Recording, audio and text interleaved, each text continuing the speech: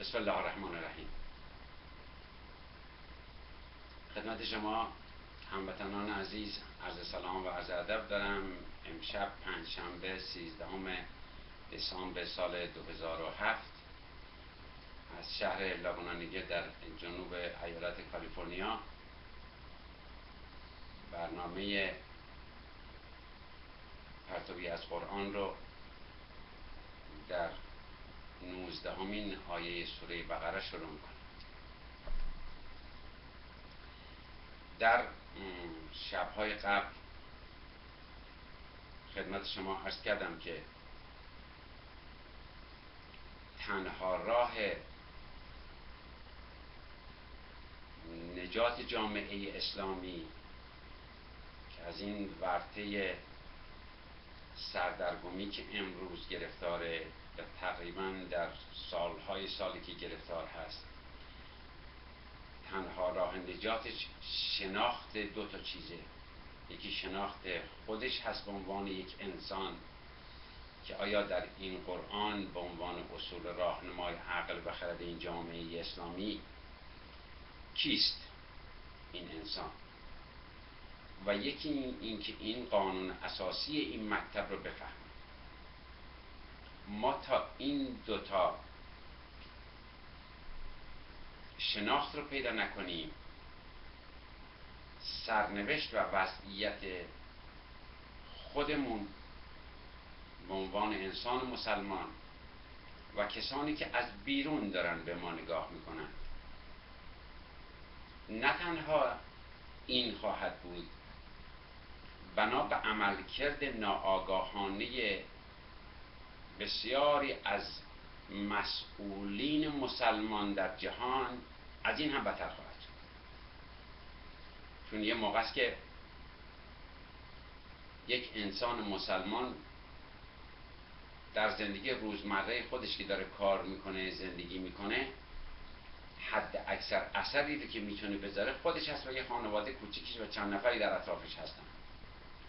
اما زمانی که قرار شد اون انسان مسلمان یک به قول این جایهای پابلیک فیگر بشه، قرار شد وارد جامعه بشه و جامعه بشری بخواد بشناستش، اون روز دیگه نمیتونه همون رفتار، اعمال و گفتار و کرداری که دیروز در زندگی خصوصی خودش داشته باشه، امروز شاخص میشه، بایستی تغییر روش بده.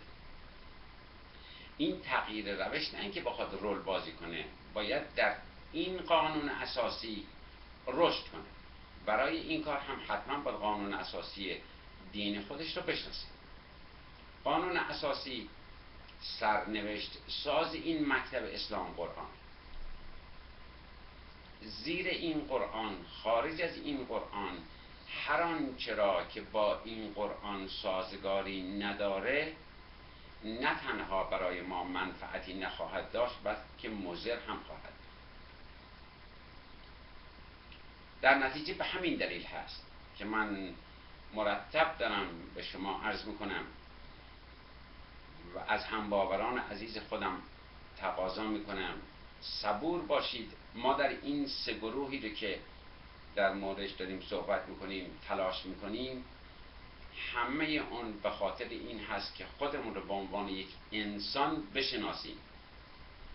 شاید اعمال، رفتار و گفتار و کردار من به عنوان یک انسان مسلمان در این گروه سوم باشه، از کجا میدونم؟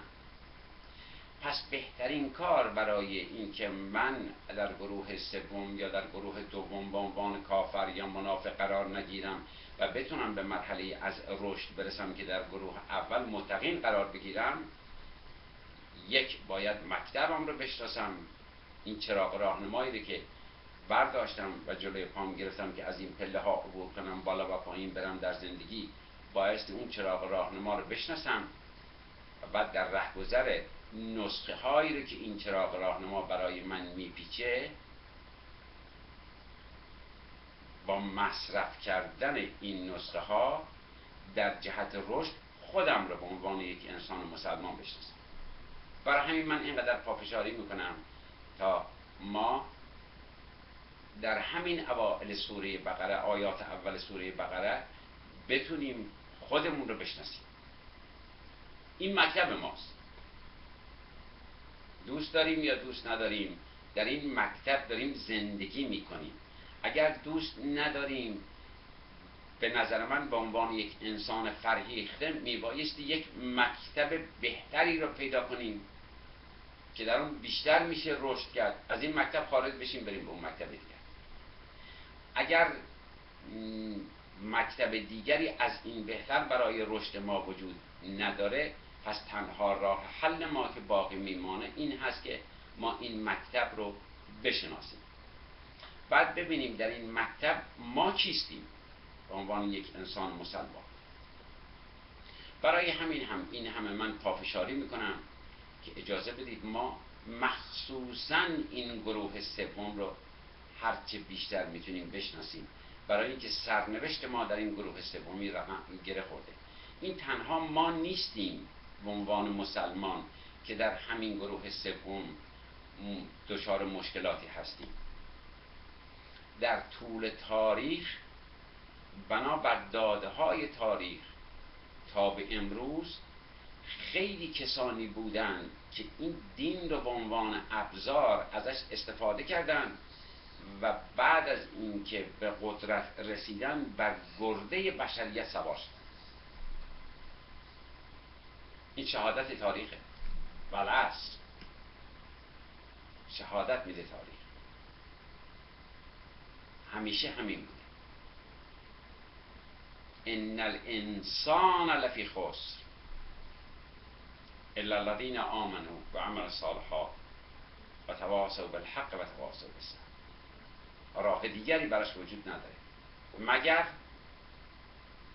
برگرده به الا الذین آمنوا و عملوا الصالحات و تواصوا بالحق و تواصوا بالصبر. در 19مین آیه سوره بقره هستیم. آخرین برنامه در مورد سرنوشت محتوم و غیر قابل تغییر معامله‌گران هدایت به گمراهی. خب توجه بفرمایید. معامله‌گران هدایت به گمراهی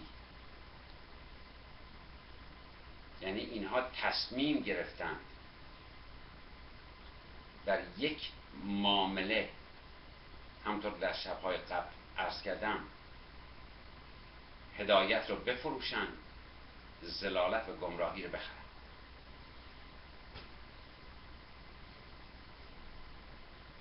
اونها یخادعون اللهی ها هستند،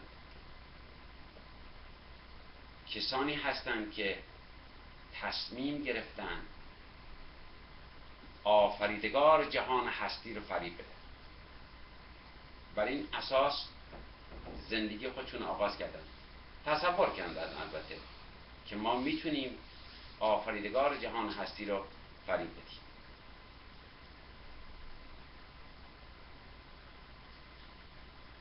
تصور کردن اونقدر باهوش هستند و استعداد دارن که میتوانند با این خدعه و نیرنگ خودشون کسانی که مؤمن به این آفریدگار هستند، ایمان آوردن، اونها را هم فریب دادن. در شب‌های قبل خدمت شما عرض کردم داده‌های و آموزه‌های قرآنی رو برای شما بازگو کردم تا اینجا که سرنوشتشون در اون صحنه‌های بازی که کردن به کجا رسید. امشب تقریباً به آخرین آیه این سرنوشت داریم میرسیم که این آخرین آیه رو برای شما میخونم. آیه 19 سوره بقره. یکاد البرق یخطف ابصارهم. مجدداً به عرض شما میرسونم برای شناخت اینها بایستی هر کدوم از کلمات رو بیشتر باز کنیم.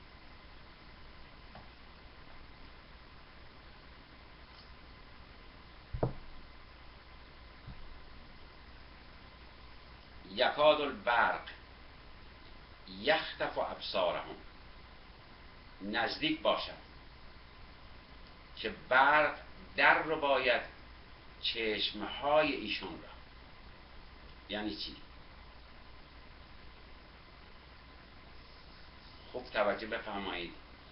نظم حاکم بر جهان هستی، گرداننده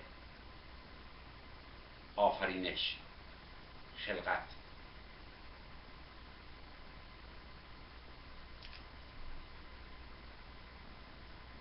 خلقت ما انسان ها. اون بحث دین رایج، اون که در معابد، در کلیساها، در مساجد میگذرد، اون بحث نیست.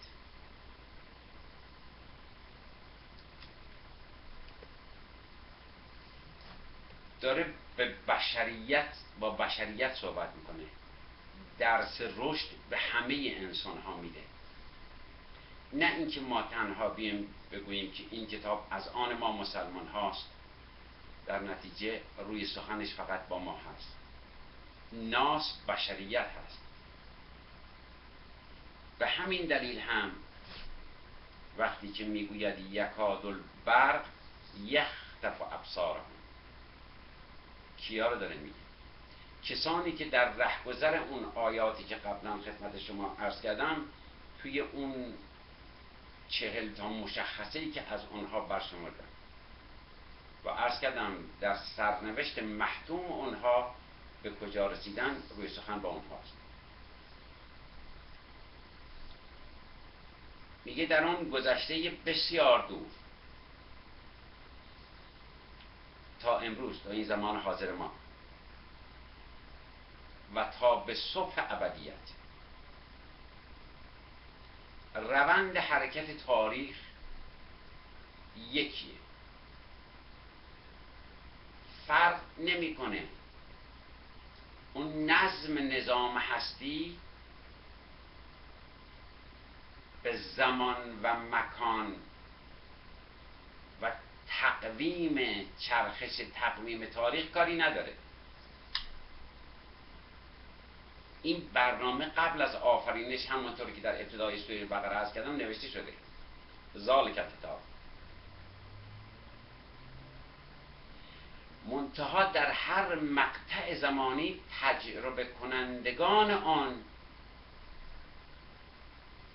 با توجه به اینکه در چه مقطعی از زمان زندگی میکنند و در چه مکانی هستند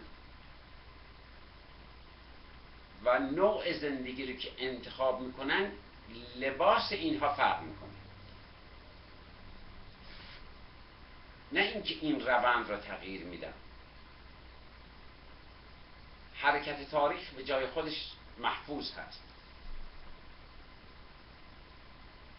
این تجربه کنندگان هستند که اسمشون حالا عوض میشه. کوروش میشه داریوش، داریوش میشه حسین، حسین میشه تقی، تقی میشه نقی. اسمشان، زمانشان و مکانشان تغییر بدن.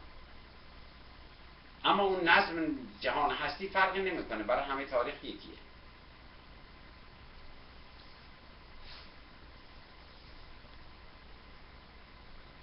معرفی که گروهی رو که در ابتدای سوره در مورد اون صحبت کردیم، در شبهای قبل هم با اون اشاره کردیم، یک مثالی رو برای شما میزنم. فرض بر این میذاریم که انسان، فقط برای یک عدد دارم صحبت میکنم، برای اولین بار 100,000 سال پیش از این پا به عرصه فهم، شعور و درک مسائل اطراف خودش گذاشته باشه. یعنی 100,000 سال پیش انسان به فهم رسیده باشه، به اون مرحله آخری تکامل که به آدمیت برگزیده شد. این فرض بذاریم 100,000 سال قبل.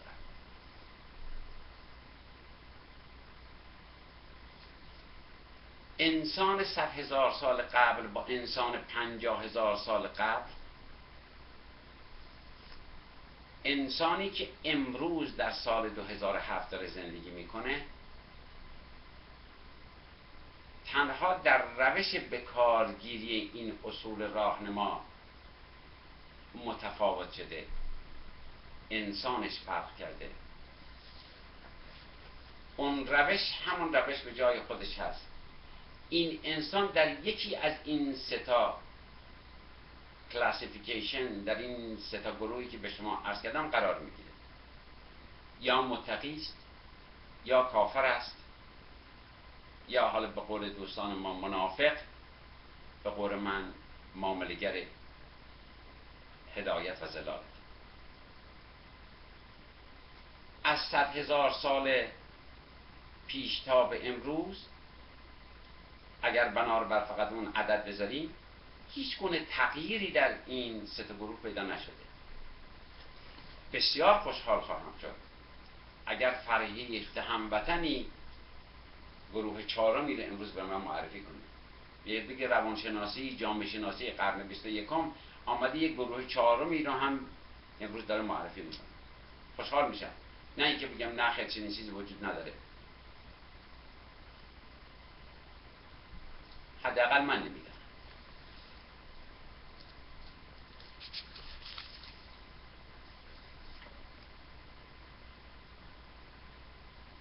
اون گروه اولی ها متقی رو معرفی کردیم، گروه دوم کافر رو معرفی کردیم،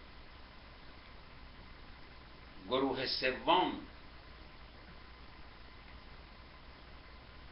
که خدا، ایمان، توده صادق، جهان هستی را با استفاده از خدعه و نیرنگ به استهزاء و مسخره میگیرند، اونها هم در شب‌های گذشته با اون 40 تا ترفندی رو که من تونستم از این آیات در بیارم برای شما معرفی کردم. آخرین پرده نمایشی رو هم که بازی کردن، اولئک الذین اشتروا الضلال بالهدی، اونجا که انتخاب کردن که در این معامله، در این خرید فروش هدایت رو بفروشن و ضلالت رو بخرن رو هم برای شما معرفی کردم.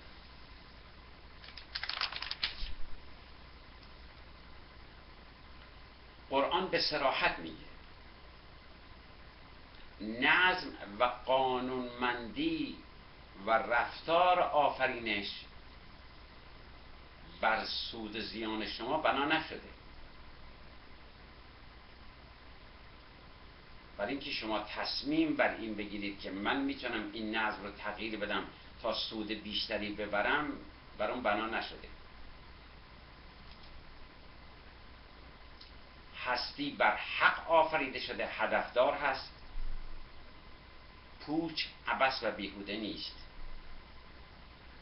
تمام تکرار این کلمات به صرف این هست که اگر فرهیخت انسان هموطنی همزبانی به جمع ما داره وارد میشه، تکرار این کلمات به این دلیل هست که بدون ما در چه موردی داریم صحبت کنیم. میگوییم هستی، آفرینش بر حق هست، یعنی هدفدار، یه نظم داره. قرآن میگه تلاش نکنید رو در روی این نظم قرار بگیرید، هر کی میخوای باش. یک بهمن بسیار بزرگی از بالای این کوه تاریخ سرازیر شده، یک شهاب آسمانی بسیار عظیمی از بالای این آسمان سرازیر شده. در طول این تاریخ داره دور خودش میپیچه و هر لحظه وسعت فریب و خود و نیرنگ این گروه که بزرگتر میشه، ضربه هایی رو که اون بهمن عظیم که حرکت کرده، اون استروید که داره از بالای آسمان داره میاد وارد میشه بر این زمین،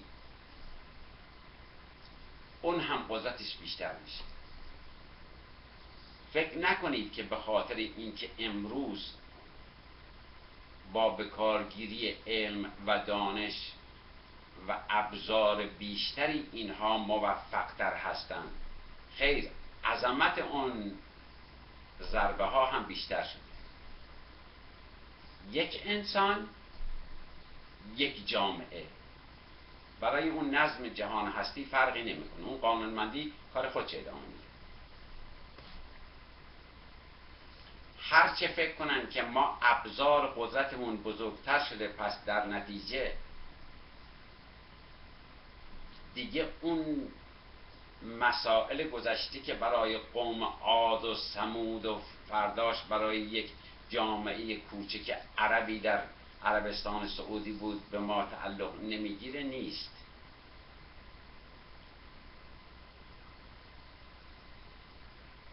این شامل حال اونهاست. امروز به ما به عنوان یک ابرقدرت کاری نمیکنه. نه، این اشتباه نکنید. هر چه شما فکر میکنید که قدرتتان بیشتر میشه، عظمت اون بهمنی که سرازیر شده از این کوه، اون قانونمندی، اون هم به بزرگی خودش ادامه میده.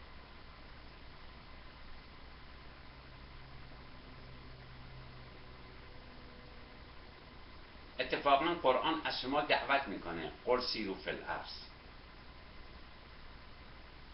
به تمام جهانیان میگه برید بر صفحه این خاک روند حرکت تاریخ رو نگاه کنید.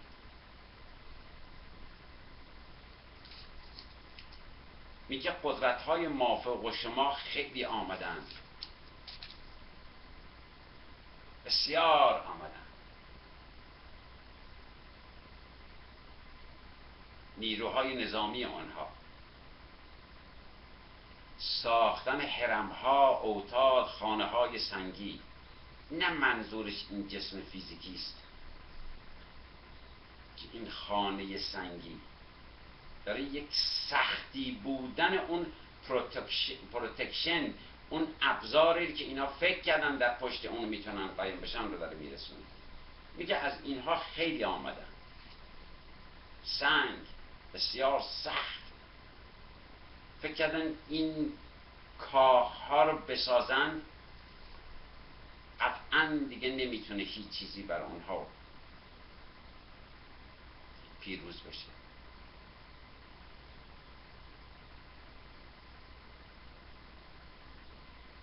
یک کتاب زیبایی رو دارم مطالعه میکنم، نوشته فرانسیس کالینز، هست به نام Language of God.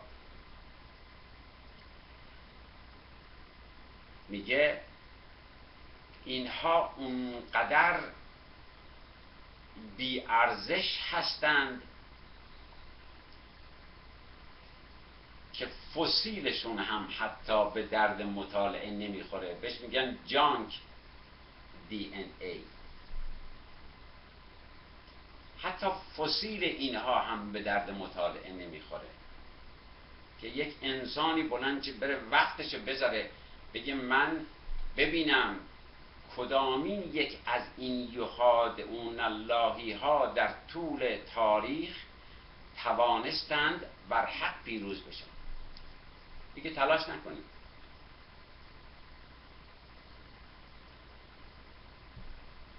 فسیلشون هم حتی قابل مطالعه نیست. قشنگ میگه یختف یکاد البرق یختف ابصارهم. یختف یعنی از خطف میاد، ربودن، قاپیدن. خدا رحمت کنه طالقانی، بنیانگذار پرتوی از قرآن، میگوید چشمهای ناتوان و به تاریکی انس گرفته آنان توانایی فروغ آیات را از نزدیک ندارد. کلما اضاء لهم مشوا فیه. داریم آیه 19 رو صحبت میکنیم. همین که پرتوی از دور اطراف اونها را روشن نماید، چند گامی بر می دارم. به شما عرض نکردم این قول حتمی تاریخه که بر حق بایستید، نگران نباشید، در زمان توقف نکنید. سیر حرکت تاریخ، سرعت حرکت تاریخ 300,000 کیلومتر در ثانیه است.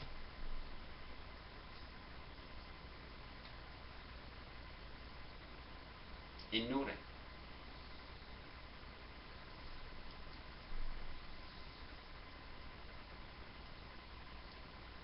به این دو روزی که به اصطلاح اینها یک موفقیت نسبی پیدا میکنن در فریبشان دلخوش نکنید،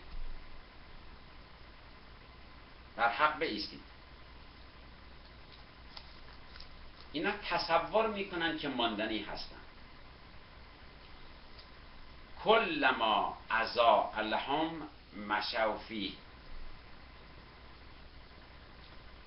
اینها از ترس و ناامیدی برای نجات خود کمترین تلاشی ندارند. خودشون رو باختن. همشون در پایان کار که شد دیگه میستن، دیگه خودشون رو میبازن. خیلی جالبه. ما در این عمر کوتاه خودمون چند نفرشون دیدیم، افسران بزرگ.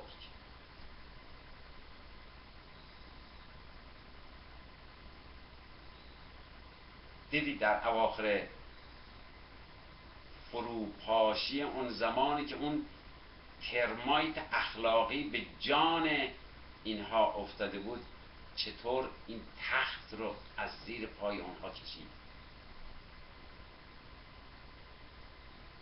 این در مورد یک انسان، این ترمایت اخلاقی، این موریانه اخلاقی در مورد یک انسان، یک جامعه، هر دو صادقه، فرقی نمیکنه. تعداد انسان ها تشکیل دهنده یک جامعه هستند.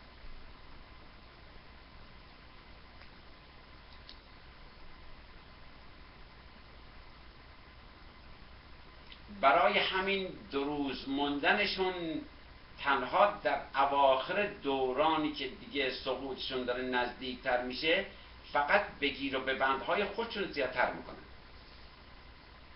از چی در این عمر کوتاه همشون دیدیم. اگر شما عمرتون خیلی کمتر از اینها هست که تجربه کرده باشید، بر حق بایستید.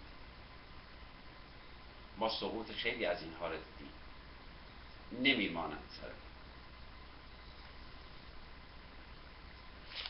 میگه تنها چشم به اطراف افق دارند، در انتظار حوادث زمینی آسمانی و اتفاق یک بخت ایستادند. شاید فرجی بشه.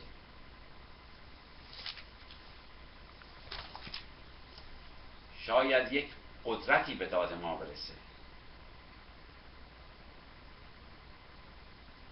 اگر بتونیم به این ملت خیانت کنیم، اگر بتونیم قسمتی از این وطن رو بفروشیم، اگر بتونیم زیر چتر این کورپوریشن، این سازمان، این تشکیلات قایم بشیم، شاید اونها به دادمون برسن در آخر کار. مژده میده به کسانی که بر حق میستن، اضاء لهم. همین که یک روشنایی را از دور دیدند، راه میافتند. یک نفر در دوران مبارزات انتخاباتی اینها به قول معروف میاد اینا رو تاییدشون میکنه، دل خوش میکنند به اینکه فلان کس از ما تعریف کرد. حالا این چه در یک اداره کوچک که قرار من فقط بشم مسئول کارگزینی این اداره، تا قرار من برای ریاست جمهوری یک کشوری مثل ابرقدرتی مثل امریکا بخوام برم. صادقه، فرقی نمیکنه.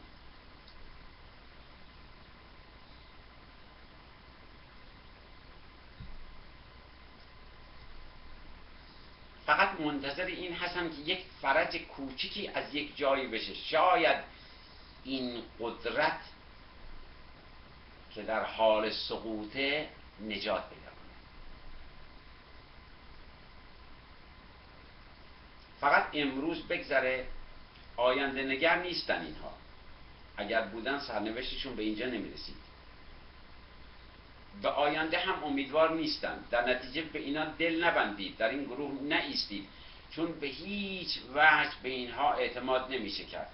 پایه های قدرت اینها سست‌تر از اونی که ما بخوایم به اینها دل ببندیم.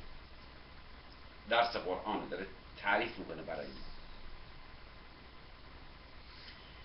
میگه توقفشان دیگه همیشگی شده، دیگه از این جلوتر نمیشه. و اذا اظلم علیهم قاموا.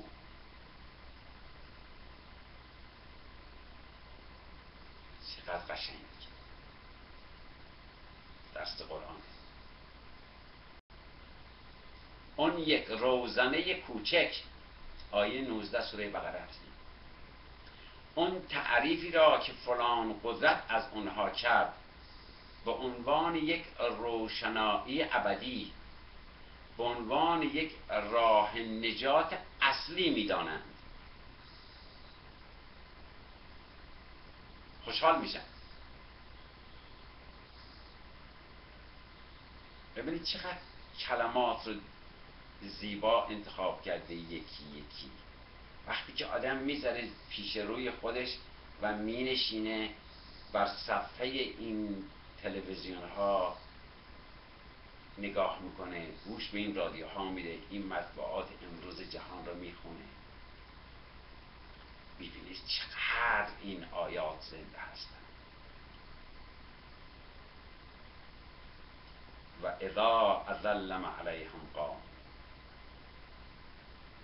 اون یک روزنه کوچک، اون تعریفی را که فلان قدرت از آنها کرد به عنوان یک روشنایی ابدی، به عنوان یک راه نجات اصلی میدانند. خوشحال میشوند. اما به محض اینکه دوباره تاریک شد قاموا، از نو میستن. چی شد؟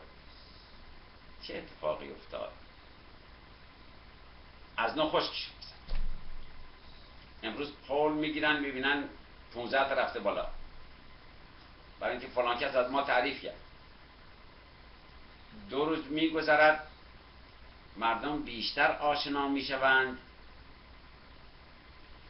این 15 تا که سقوط میکنه هیچی 2 تا پایین تر میاد. قاموا، می ایستند. چه اتفاقی افتاد؟ چی شد؟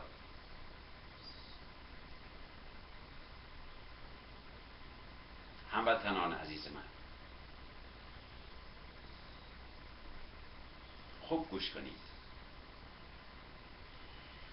حقیقت‌ها و واقعیت‌های این آیات رو در زندگی روزمره هر کدام از ماها به صراحت لمس می‌کنید.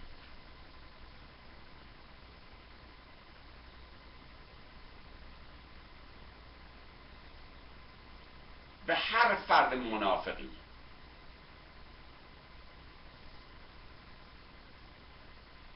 یک زن نسبت به شوهرش، یک شوهر نسبت به زنش، یه همکار اداری، یه شریک کسب و کارتون، یا در سطح یک کشور به یک رئیس جمهور، یک نخست وزیر، یک پادشاه، یا در سطح جهان به یک ابرقدرت، به همه اینها تعمیم پیدا میکنه. فرق نمیکنه. قاموا، خشکش میزنه، یه دفعه میسته.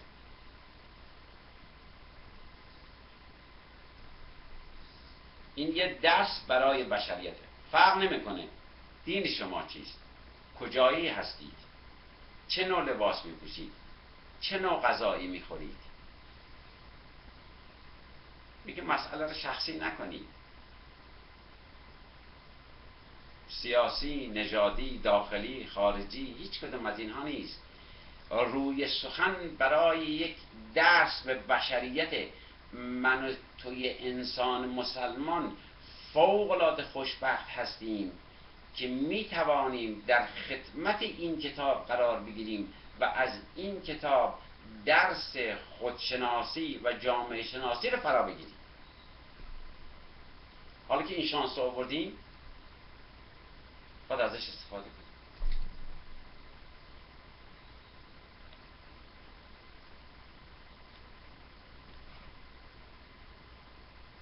این برای یک آرایشگر، برای یک مکانیک، برای شهردار، برای گاورنر هیچ فرقی نمیکنه. سرنوشت همه اونها در این رهگذر یکیه. ولو شاء الله. خیلی جالبه، اصلا پای خودش میکشه کنار، اسمی از خودش نمیاره که اینا رو الله این خیزران رو به دستش گرفته و میگه همینه ولا غیر. نه، میره کنار. میگه در نظم نظام هستی در اون قانونمندی قرار دادم، تا اینجا واگذار کردم به خودت به عنوان یک انسان. آزاد هستی، انتخاب کن. تو خود انتخاب کردی ضلالت و گمراهی رو جاش عوض کنی. حالا ولو شاء الله.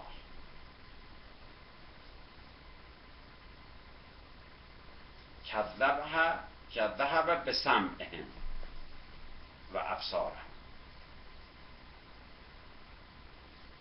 اون وقت حالا که بحث الهی نبود که گفت اینها این انتخاب کردن، قانونمندی نظم جهان هستی بر این قرار گرفته بود، تا اینجا آمده. بازم نمیخوای گوش بدین؟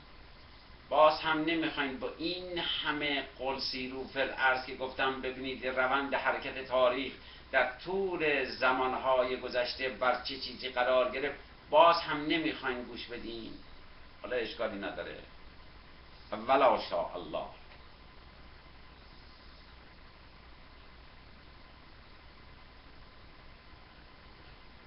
شما عرض کردم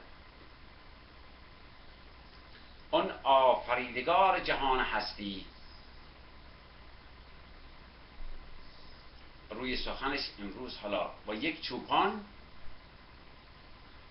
با یک رئیس جمهور، با یک استاد دانشگاه، حالا روی سخنش با همه انسان هاست. ولو شاء، اگر او اراده کرده، زمانی که او تصمیم میگیره، اراده میکنه، یشا، تشا، شا، اینها اراده خداوند هستند، مشیت خداوند بر این هست. هر آینه بردی گوششان را و چشمشان را. ولو شاء الله، شاء الله لذهب، میبره. چی رو میبره؟ شنوایی، بینایی، اینها رو کجا میبره؟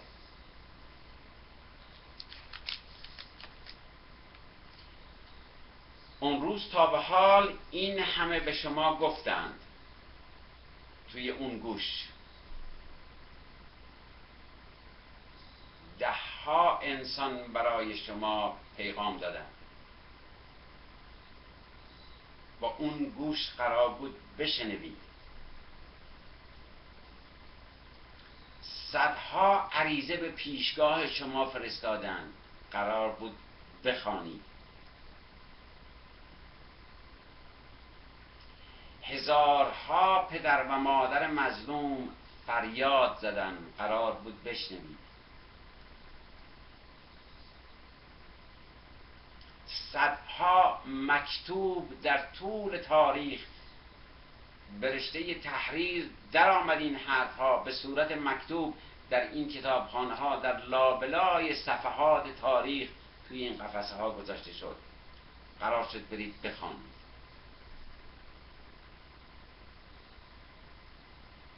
ولو شاء الله لذهب بسمعهم و ابصارهم.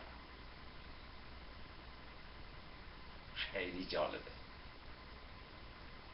در انتخاب این کلمات، در فصاحت و بلاغت این کتاب آدم اصلا میمونه.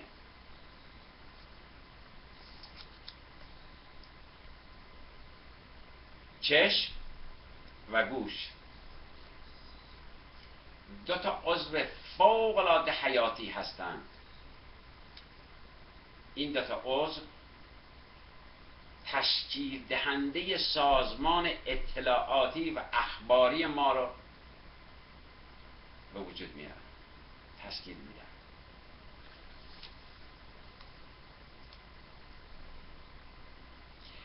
خود جناب عالی تصمیم گرفتید آن چشمهای بینا رو کور کنید. چشم خودتون تصمیم گرفتید کورش کنید. خود جناب عالی تصمیم گرفتید آن گوش شنوای خودتون رو کر کنید، به گردن خدا نندازید. ولو شاء الله. نه اینکه اون کارش ول کرده، از این آفرینش آمده دنبال یک نفر انسان را افتاده، توی یه محله یک بقالی کوچکی زده، توی این بقالی زیر چتر فریب و خود و نیرنگ مردم رو گول میزنه. اون آفریدگار با همه عظمت همه کاراش ول کرده، آمده اینکه این از این بقال انتقام بگیره. نه، چنین نیست. نظم جهان هستی بر این قرار گرفته.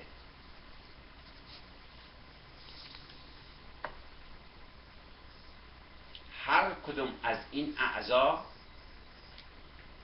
رحمتی هستند که آفریدگار جهان هستی به شما هدیه کرده.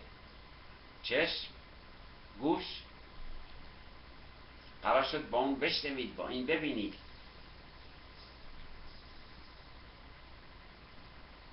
کاش که لیاقت اون رو می داشتید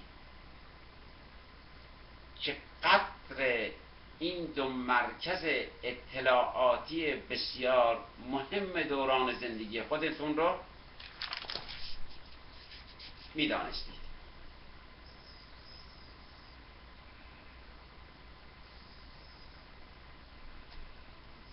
پنداری آن همه سفارش ها، آن همه مشورت ها، آن همه پیغام ها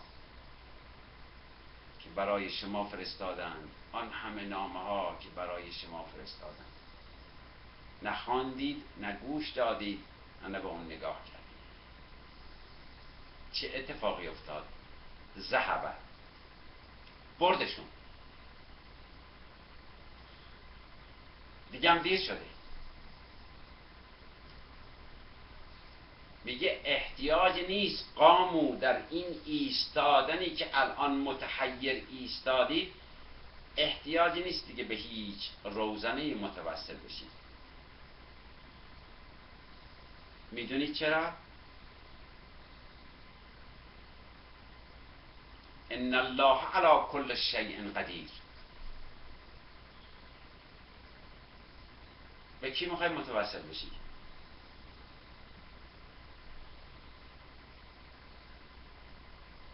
میدونستید؟ نگو نمیدونستم. اینجا دیگه پایان اون بازیه. یادتون میاد در ابتدای این سناریو، در ابتدای اون آیه 7 چی گفت؟ و من الناس من یقول آمنا بالله و بالیوم الاخر و ما هم بمؤمنین. فقط 12 تا آیه قبله.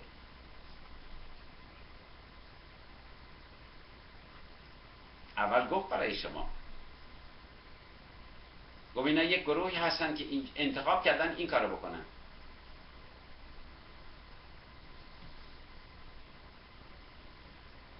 تصور کردید که روی سخن قرآن با دو گروه هست، فقط با متقین کار داره و با کفار، با اونهایی که روی حق رو میپوشونن؟ گفتید با ما کاری نداره، ما یک مخلوطی از اون تقوا و این کفر رو با هم دیگه قاطی میکنیم و زیر چتر خدعه و نیرنگ یک معجونی رو میسازیم و کلاه سر بشریت میذاریم. این چیزی که شما روز اول گفتید.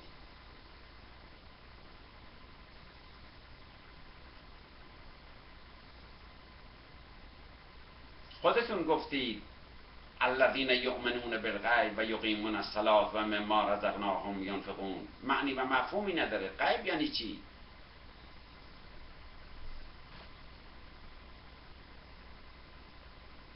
من یک ساینتیست هستم، من یک استاد دانشگاه هستم، من یک عالم هستم. برای من از دو تا چهار تا بگو، علمی حرف بزن تا بتونم بفهمم.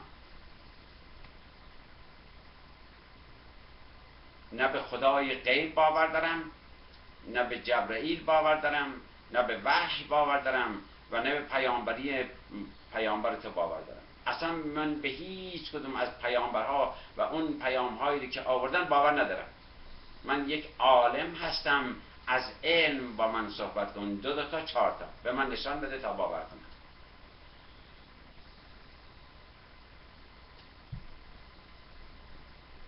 خودتون فرمودید، امروز هم هر روز دارید همینه میگید.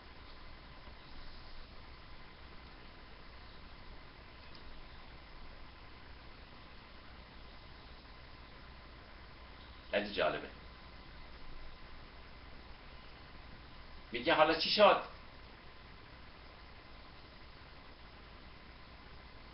و اذا بلغت الحلقوم و انتم حینئذ تنظرون. الان جان این قدرت شما به حلقومش رسیده و انتم حینئذ تنظرون. قامو ایستاده ای و داری نگاه میکنی که پایه های سلطنت تو، پایه های قدرت تو، پایه های استبداد تو، پایه های ظلم تو، چه یک نفر، فقط یک نفر باشی، فقط بر خودت تنها داری استبداد حاکم میکنی و ظلم میکنی، چه برای یک جامعه بزرگ، چه برای بشریت. قامو ایستاده ای و انتم حینئذ تنظرون. خودت نظارگر بر این هستی که در این اتفاق میفته. ترجمونها ان کنتم صادقین. برش گردون، اگر راست میگی برش گردون. راهی وجود نداره.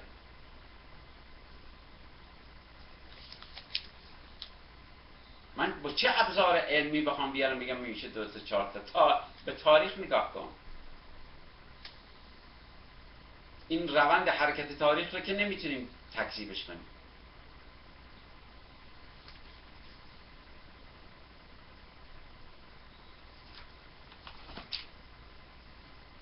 چرا این اتفاق افتاد؟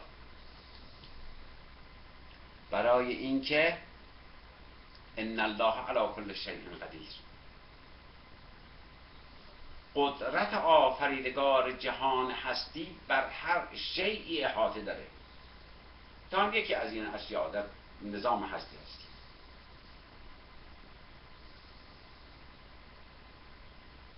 حالا نگو آقا این بچه مسلمان آمده میگن من انسانم شیء هستم.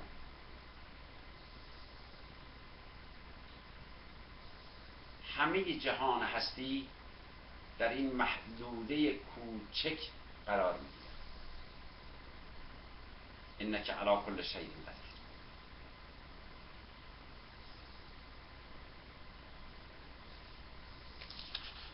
حالا یک اتفاق دیگری میفته در پایان این برای شما عرض کنم.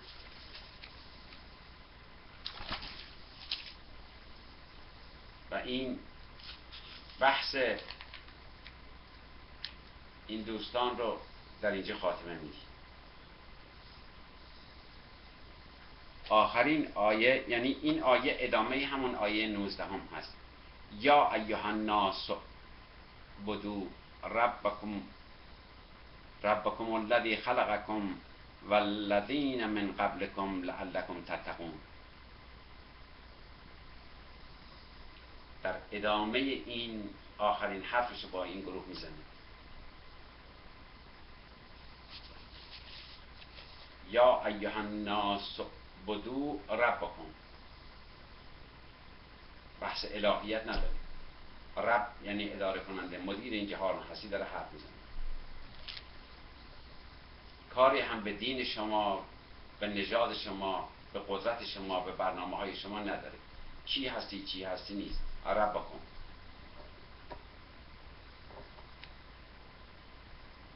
دعوت میکنه از شما بیاید بر سر کلاس عبودیت و بندگی این رب بنشینید. یادتون هست در ایاک نعبد و ایاک نستعین عرض کردم بردگی نه، بنده و برده دوتاست.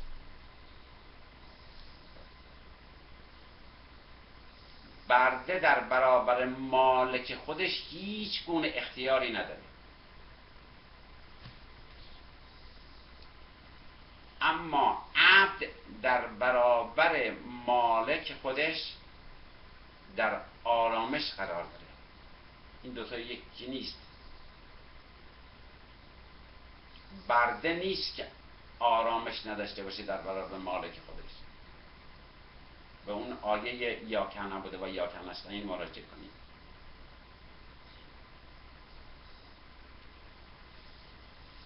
یا ایها الناس اعبدوا ربکم الذی خلقکم. خلق یعنی یک چیزی رو به اندازه بدون کم و زیاد ایجاد کردن، به وجود آوردن.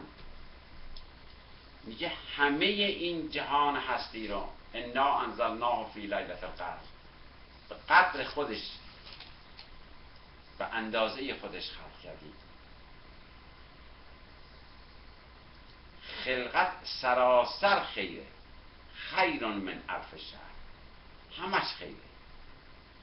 در این آفرینش، در این نظم نظام هستی، الذی خلقکم صفت توضیحیه برای رب بکن.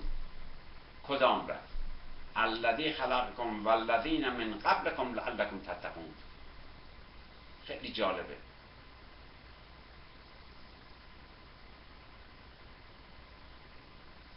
در این 20 آیه که تا اینجا رسیده،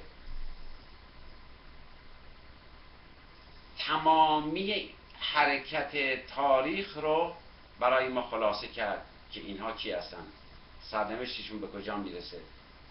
امروز یک بار دیگه برمیگرده روی سخنش به جهان بشریت. یا ایها الناس، همه انسان ها. فقط یک کار باید بکنیم، لعلکم تتقون.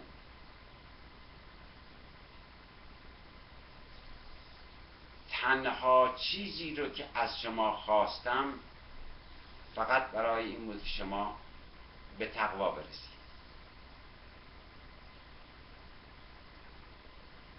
یادتون هست در آیه اول سوره بقره چی گفت؟ دوستان فرهیخته‌ای که در دانشگاه کورس لینگویستیک گرفتن، وقتی که استاد درس میداد یادتون هست میگفت یک اوپنینگ استیتمنت داریم، یک کلوزینگ استیتمنت داریم.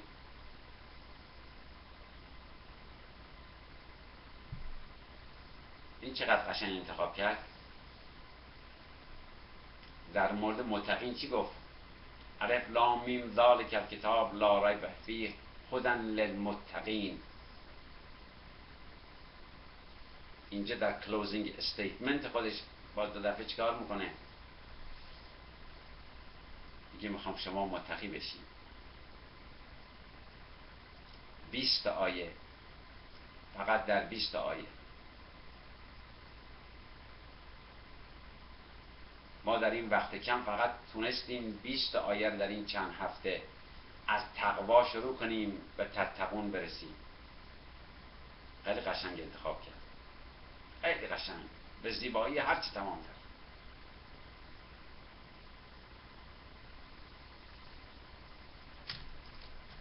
تنها فقط از شما همینه میخوام، یا ایها الناس.